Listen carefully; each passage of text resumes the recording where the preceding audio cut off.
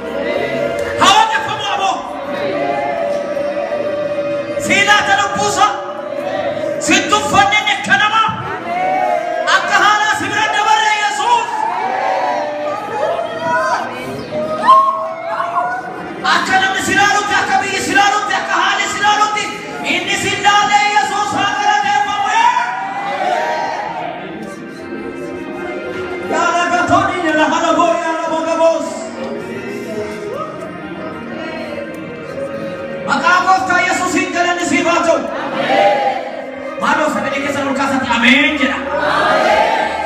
Maro sagale ke solo kasati amen. Galami si fotoye.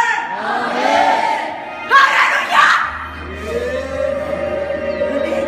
Hallelujah. Nata toya mahalo. Atiwa ka Kenya, atigo ta Kenya. Atiga chana Kenya, atigo Kenya. Makawa kawamba tu inni duaona kila mtafa mejira wante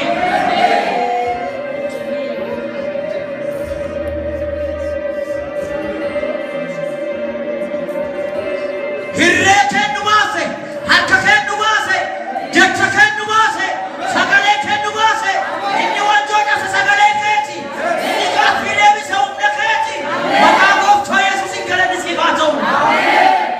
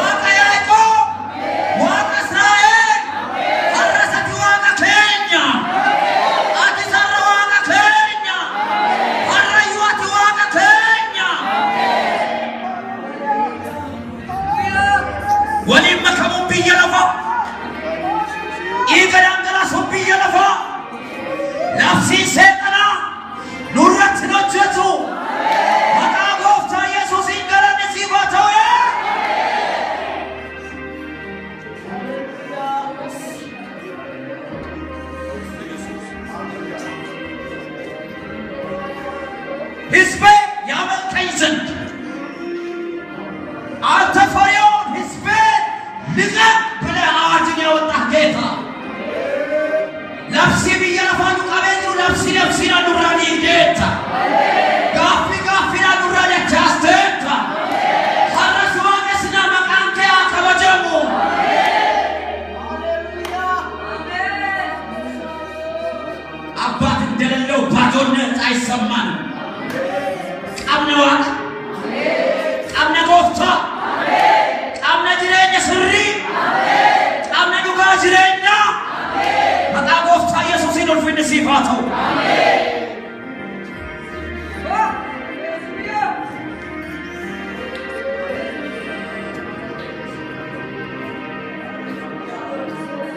Atensha Wae kon budayata Akkanama bitati kanafani gammada galata sifida Wae kon budayata Akkanama bitati kanafani gammada galata sifida Mesarma Atensha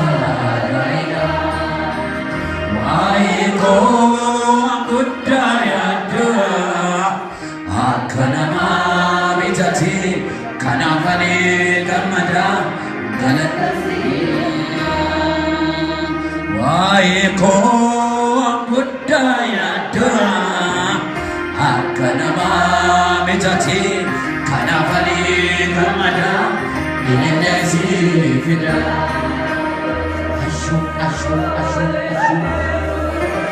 Ashu Yesuse